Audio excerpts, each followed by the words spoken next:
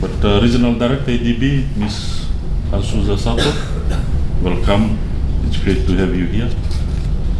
Joining ADB as Regional Director for the Pacific, and also especially to our country. Development partners, government ministries, statutory bodies, representatives, contractors and consultants, members of the board, and management of Water Authority of Fiji. It is a privilege and honor to officiate the launch of the Water Authority of Fiji's Environmental Social Management System, ESMS.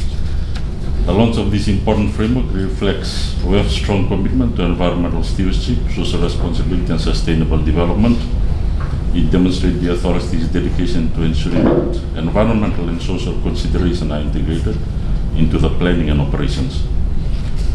The launch is particularly timely as we also join the global community in commemorating World Environment Day, World Ocean Day, which is today. Thank you for reminding me. While the national celebration will be officially launched at Super Point tomorrow, this event provides an excellent opportunity to reaffirm our collective responsibility to protect our environment and promote sustainable development. I acknowledge the board, management and staff, our development partners and all stakeholders who have contributed to the development of this framework. The ESMS represents a major step in strengthening environmental and social government within Fiji's water sector. It provides a structured approach to identifying, managing and monitoring environmental and social risks and across all WAF projects and operations. Importantly, it ensures the environmental and social considerations are integrated into decision making from the early stages of project planning through to implementation. It also aligns with international best practice and supports compliance with Fiji's environmental laws and regulations. So it's great to see that that is working effectively, as we have recently seen with the WUNDA waste to energy proposal. The Water Authority of Fiji is setting a strong example of public sector organizations by embedding environmental and social responsibility into the core business.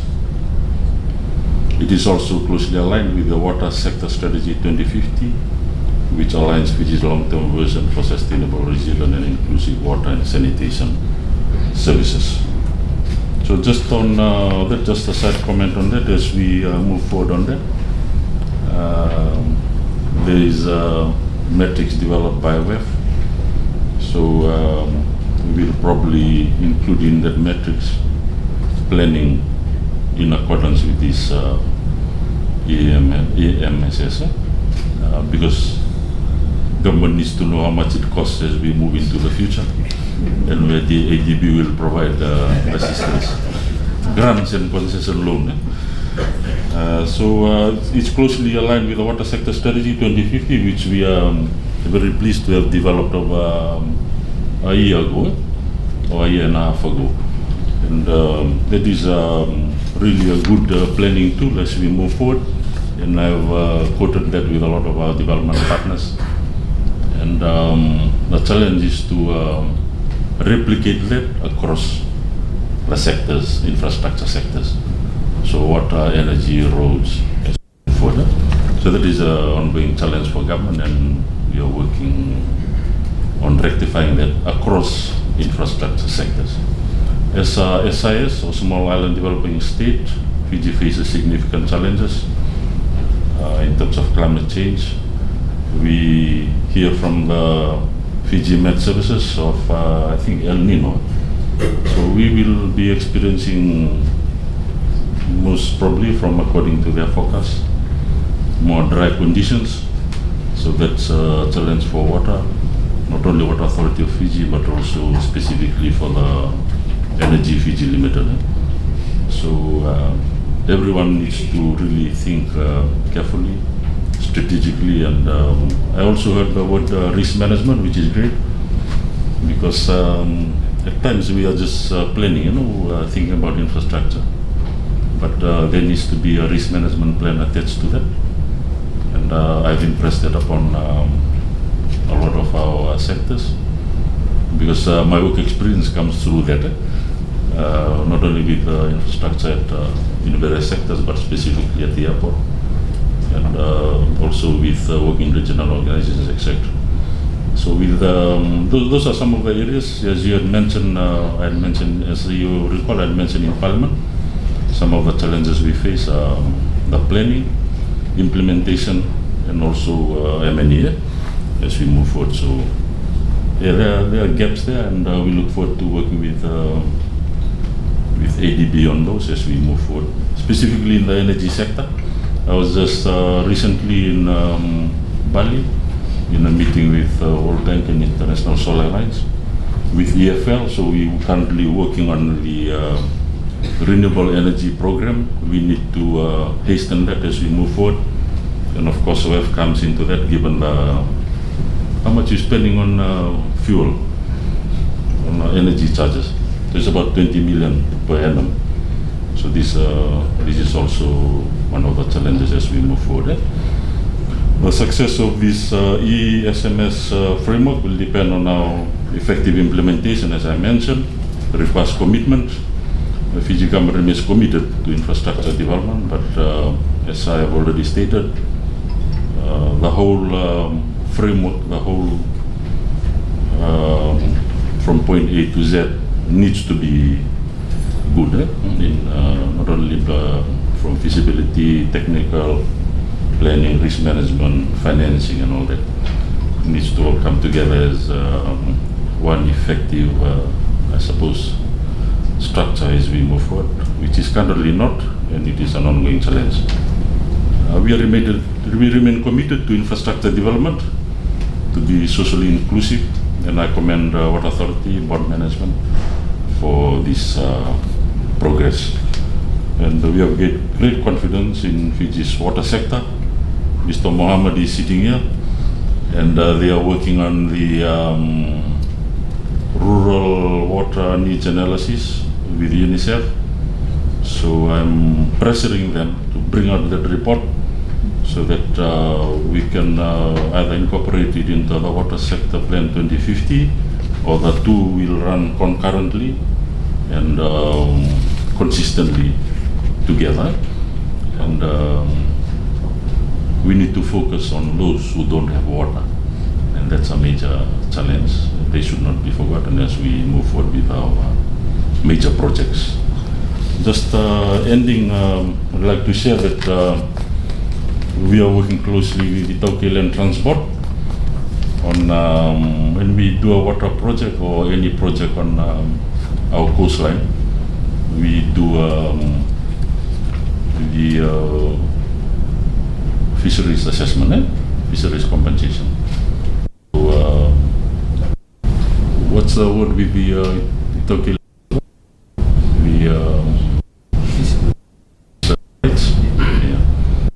So when we do a project in a river or the coast, we need to assess the impact on the fisheries goli owners. But the formula for doing that is not clear. So that's what we're currently working with ITLTB. And I just reading this, I believe it is closely linked, and that will assist, that formula will assist when, for example, if we do a water treatment plant in the Wainimbuka River, we need to look at how that impacts on the fisheries. So not only the current impact, but also into the future, extrapolating that into the future. So it will relate to the fisheries resources, but also as in this framework on social, economic, etc. So once we agree on that, we will be putting it to a cabinet, and that would also serve to complement what we're doing here today. And to end, I thank the ADB for all the assistance to the government and people of Fiji, and look forward to working with you.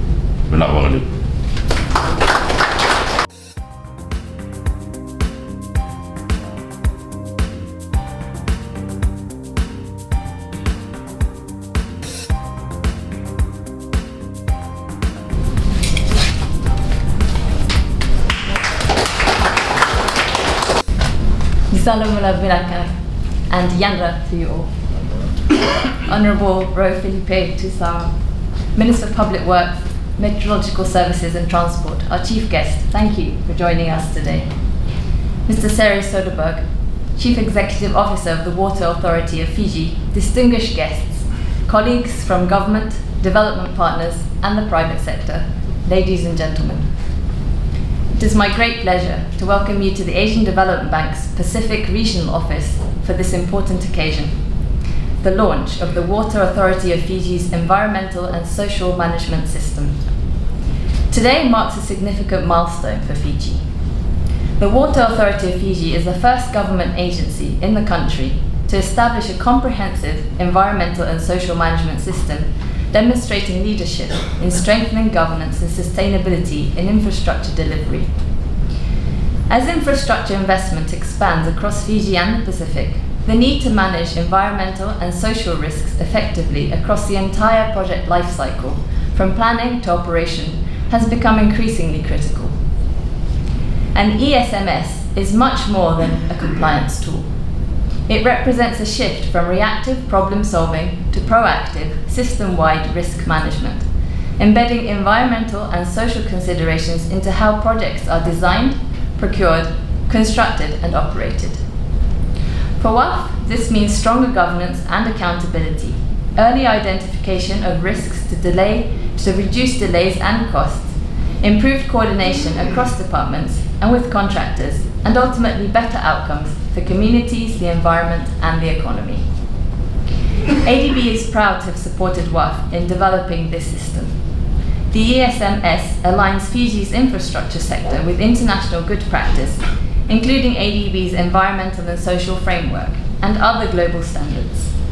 Strong safeguard systems are essential for building investor confidence, improving financing readiness, and ensuring that infrastructure investments deliver long-term benefits.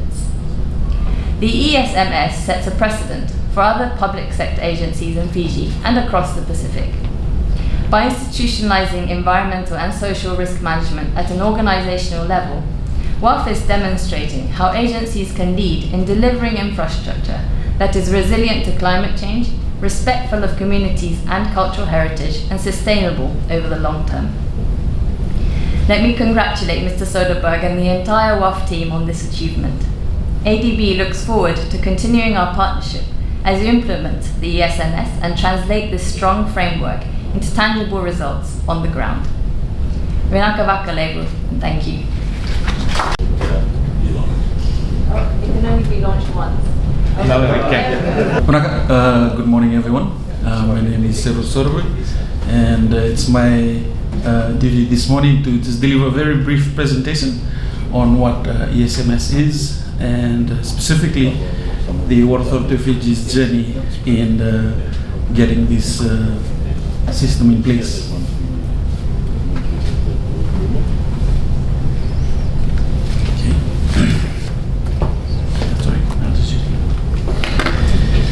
Right. So why ESMS matters? In the Pacific, infrastructure requirements is now part of what each and every government needs to focus on in order to meet the ongoing demands of today and also into the future. And because of the limited resources we have access to, there is a stringent need for these collaborations to be to happen amongst government, contractors, investors, and development partners. Why this is important is because we have limited resources and we only have a specific amount of time that we are given to deliver infrastructure. And it is absolutely crucial that the four areas in front of you, the government, contractors, and investors, are brought online and are communicating at the early stages of any major project that is undertaken. Why this is crucial? One, it unlocks investment, builds confidence with financiers and development partners, and it also provides us with an opportunity for access to funding. For a country like Fiji and a utility like the Water Authority of Fiji, we need access to funding in order to build infrastructure. Managing of risk. This is something that we used to be quite poor at in the past. But bringing ESMS online would help us manage our risks. It ensures the project meets environmental, social, and regulatory requirements. I know a lot of you that sit in this room have had this conversation with me or my team in terms of the things that we need to deliver before you provide us with your approvals. It helped reduce delays, disputes, and reputational damage, and ultimately delivering sustainable outcomes for the organization, making sure that the infrastructure that we put in is not only delivering the service that we are required to deliver, but it also takes on board the requirements of the environment and also the community. And these are the communities that have been marginalized in the past. A lot of the programs that has gone in, infrastructure built, the indigenous landowners are marginalized in those processes, and this particular platform would give us an opportunity to resolve that upfront. So there's reduction in disputes and continued aggravation of the resource owners well in sometimes 30, 50 years into the future where their concerns have not been met. What you have in front of you, this is just the WAF's core mandate. We've been mandated by the government of Fiji to provide water and wastewater services in the country, and our infrastructure is critical to supporting public health, tourism, and economic growth. In terms of the scale of our services, 94% access to basic water supply services, 83% connected to pipe water, and we have a total of 11 wastewater treatment plants. The key information is on your far right. So $3.2 billion worth of investment is required in our infrastructure. And on top of this, you have the water sector strategy that is currently out there. Between now and 2050, the Water Authority of Fiji would need to invest in around $8.2 billion of infrastructure to continue to meet the demand of today and into the future.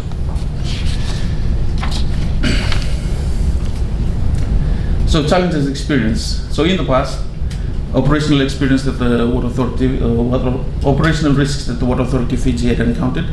There's a significant environmental gap. A lot of these issues being caught during the life cycle of the program itself. Community and stakeholder grievances. I know a lot of us in this room would be familiar with this, as mentioned earlier. The resource owners are marginalized in a lot of these instances, the community that own these resources. We don't have proper consultation, we don't formalize our agreements before infrastructure is put into place. And that is why you have a lot of resource owners raising their concerns through social media and also to the media and also directly to government about the fact that they've been pushed off to the side and the infrastructure is built on their resource, and we are starting to extract the benefit of it, which is providing water and wastewater services to the countries. Limited structured safeguard process, reputational exposure, and also weak monitoring of environmental and social risks. In terms of our project delivery, approval delays due to incomplete ES processes. A lot of our programs in the past have actually undergone this, where we've sourced funding from government and the project is stalled. Some of them has taken a year to resolve, and that is money that ideally should have been utilized and investment goes in order for every Fijian to gain that benefit. And I believe the Honorable Minister in one of his speeches had mentioned this, every dollar that is not spent when it's provided for by government, it is service denied to every Fijian that's out there. And I truly do believe that is the case. Contractor capability and compliance gap, land access and resettlement challenges, as well as cost escalation for late risk identification. And this is a major challenge across the Pacific. And one of the key things as well is because ESMS is not in place and in the past, it's also reduced our capability of getting good partners, not only locally but also from overseas, because of the gray areas that exist within the programs that we put out. What that also contributes to is the escalating cost. Projects that could have cost substantially lower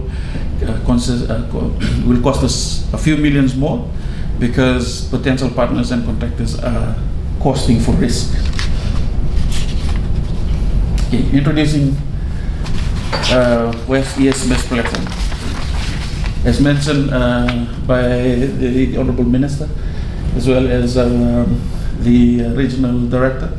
So this is basically this is what WAF's attempt of transitioning from a reactive compliance to a more structured system-wide risk management.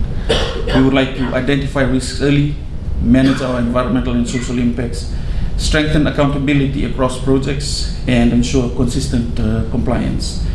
And this will be applied in all aspects of WAF's business, from planning and design, through to procurement, construction, operations, and all the way through to asset management in the coming years.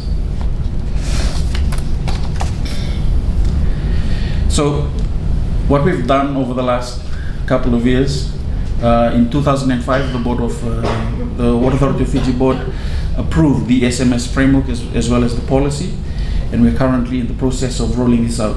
And this is being rolled out at an institutional level. It is not to a specific unit or a specific subunit. We're rolling this out throughout the institution to make sure that it becomes part of our day-to-day business. It's not something that's an afterthought or something that is being undertaken by a team that's sitting in a corner that eventually everybody forgets about anyway.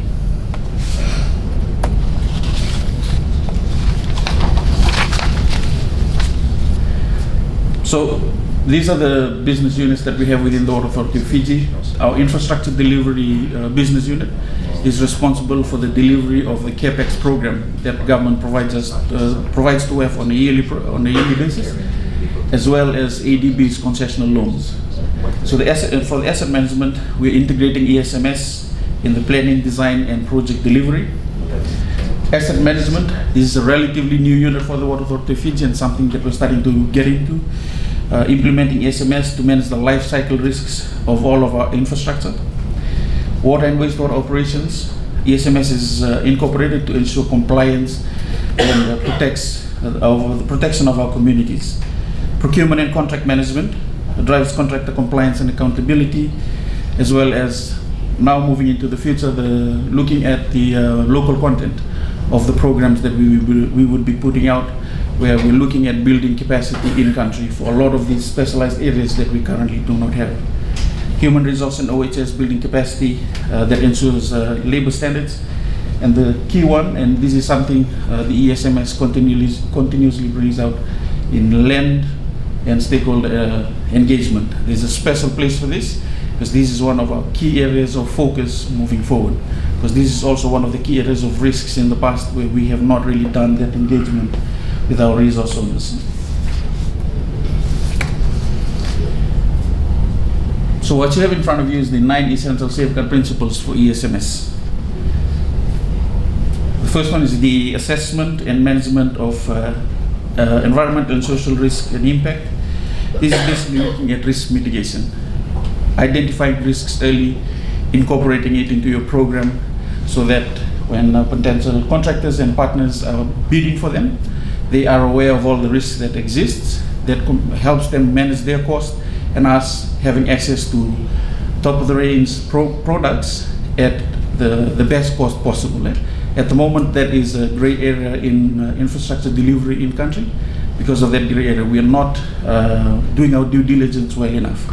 And the ESMS platform will require this as part of an actual due diligence we'll have to do. The second component, the second principle, is labor and working conditions. This is basically about the protection of our workers, making sure that nobody is being disadvantaged when they're given an opportunity to work with the organization, whether it's an organization or it's an individual. Resource efficiency and pollution prevention, reducing waste, making sure that we're maximizing every dollar that we extract out of the environment.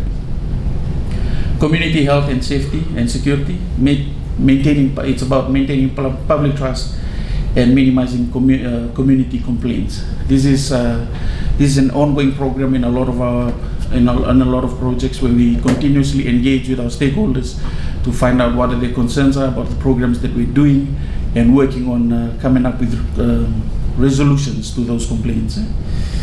Climate change, basically ensuring infrastructure resilience.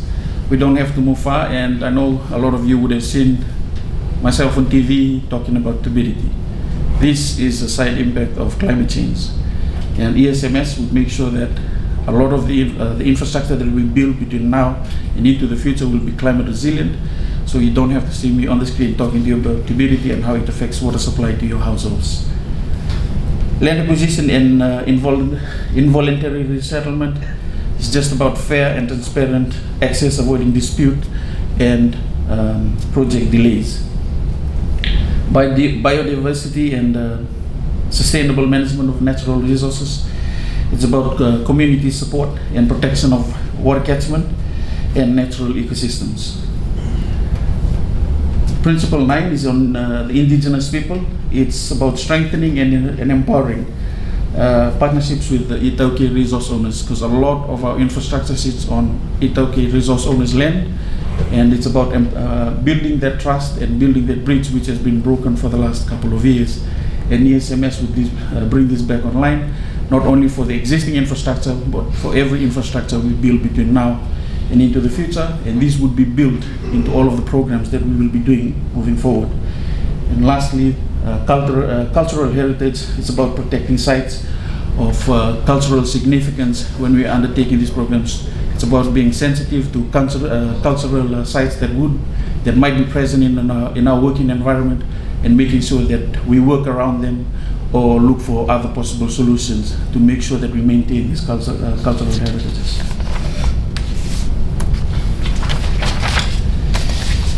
What we're expecting that ESMS will deliver for us moving forward, it's a clear compliance expectation.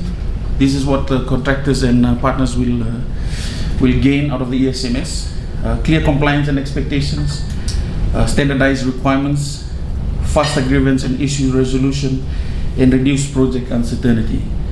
And what WAF is going to expect out of partners on this is compliance with the ESMS requirements, environmental and social accountability. Sorry. Okay. My apologies, I think I jumped one slide. Oh yeah, there we go. Environmental and social accountability, strong site management, and transparency and reporting.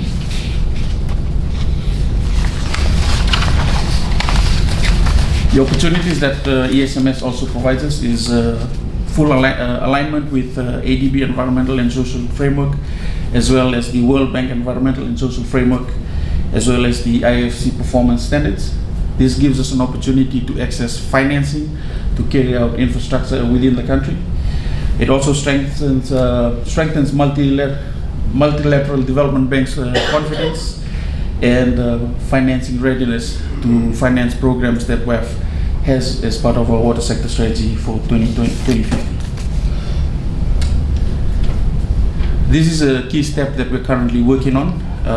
The ESMS is not just a document or platform that we intend to present here and that'll be the end of it. What we're also ideally looking for or targeting is certification, ISO 14001 certification. The current progress that we have right now is we've undertaken the gap analysis that has been completed, and ESMS implementation is currently underway throughout the organization. The next steps that we have is the internal audits, management review, certification audit, and ultimately ISO certification of Water Authority of Fiji. Yeah? Very briefly, ladies and gentlemen, that is my presentation on the ESMS platform. If I may, if ESMS doesn't make a lot of sense to you right now, don't worry, I was in your shoes for 6 months when this was presented to me. I had to read and try to understand what ESMS was about and what advantages it brings. And finally, when I came to, I realized that it's not just about meeting environmental compliance, but it's also about making sure that we look after the communities who will be working in their area, especially the resource owners who have been marginalized in the past and are continuously being marginalized in a lot of the programs that we have. And this would bring that compliance to make sure that they're with us on the journey for the infrastructure that we intend to put in between 2026 through to 2050. Ladies and gentlemen, Honorable Minister, that is a very short presentation on the ESMS journey for WAF. Naka.